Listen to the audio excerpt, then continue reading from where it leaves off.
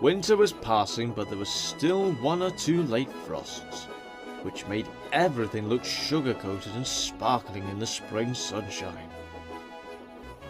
Each morning, Donald and Douglas took it in turns to bring a ballast train from the small railway, and James then pulled the trucks to a place where the line was being mended.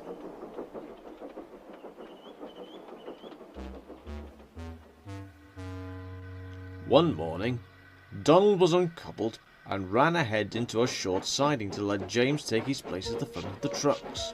But a hard frost had made the rails icy. His wheels locked and they slid on the ice. Before he could say "Fat Controller," he hit the buffers at the end of the siding. The buffers stopped him, but they were badly damaged. Donald was lucky. He wasn't hurt at all, just embarrassed.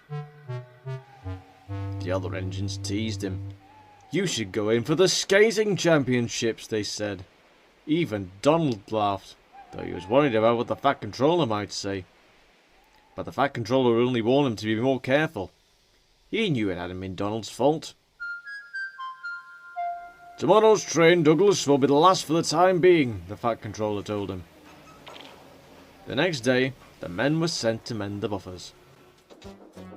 At last, James's repair work on the line was ending.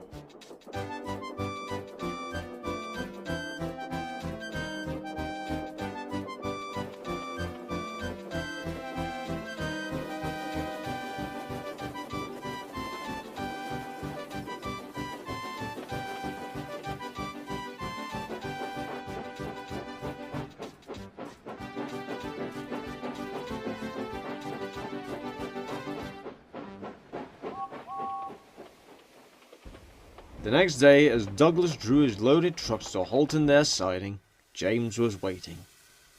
"Here you are, James," Douglas said cheerfully. "What are you going to do now that this job's finishing?" "Pull some passenger trains, I hope," replied James. "I'm getting tired of doing the same thing all the time."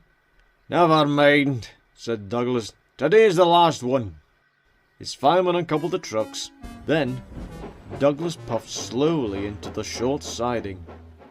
At the end of the siding, the men who had been mending the buffers were standing to one side. They had pots of paint beside them, and had just finished painting the buffer bar bright red. "That looks very smart," thought Douglas. "Much better than it did before. The Fat Controller's probably glad that Donald smashed it up." His driver put on the brakes. Nothing happened. The driver tried again. Still nothing.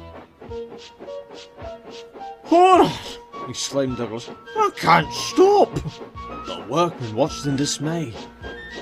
Douglas rolled steadily along the line and smashed to splinters the buffers they had just spent 3 days mending. "Ouch!" exclaimed Douglas, opening his eyes cautiously. "Oh, that hurt!" The new buffers had stopped him, but unfortunately Douglas had been moving faster than Donald. He was in a terrible mess. His front was badly bent, and he was smeared with bright red which hadn't had time to dry. "You silly great engine!" scolded the foreman, waving his paintbrush angrily. It still had red paint on it, and some of the paint flew out and stuck on Donald's nose. 3 days' work," the foreman said crossly, "and in 3 seconds you come and smash it all to pieces." Douglas's front wheels were off the rails, so James had to come and rescue him. Later, the Fat Controller spoke sternly to Douglas about engines not taking care in sidings. The red paint was left on Douglas's nose. It's a reminder